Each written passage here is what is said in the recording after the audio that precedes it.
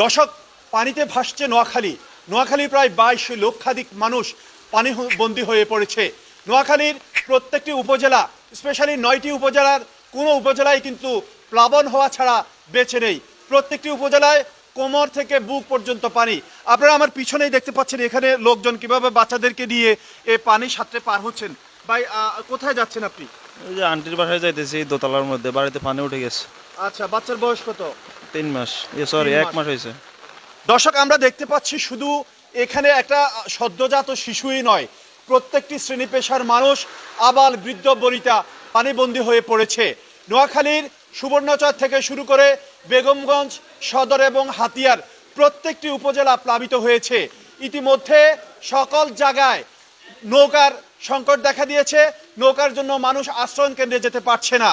এছাড়াও এখানে সদ্য জেলা প্রশাসককে অপসারণ করার কারণে নির্বাহী নির্দেশ না থাকায় এখানে সেনাবাহিনীও কাজ করছে না। দেখা যাচ্ছে না তেমনভাবে কোনো স্বেচ্ছাসেবী সংগঠন।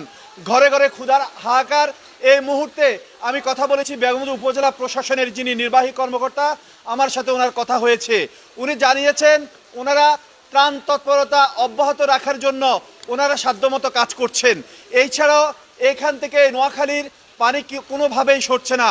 রাজনৈতিক প্রভাবশালীরা বিভিন্নভাবে অবৈধভাবে খাল দখল করে রেখেছেন, যার ফলে পানি নিষ্কাশন হচ্ছে না, এই জন্য পানি কমছে না।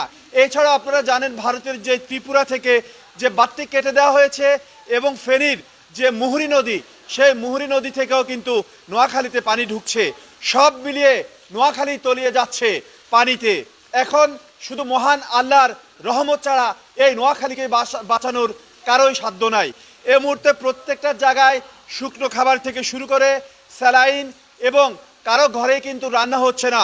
প্রত্যেকটি বসবাসের বাসযোগ্য প্রতিটি ঘরে মানুষের কোমর থেকে বুক পর্যন্ত পানি হয়েছে। রান্নাঘরে পানি উঠেছে, রান্না করার চুলা পানিতে ডুবে গেছে। শিশু থেকে শুরু করে বৃদ্ধদেরকে নিয়ে সাধারণ মানুষ কষ্ট করছে এবং তারা আশ্রয়ণ প্রকল্পে আসতে পারছে না।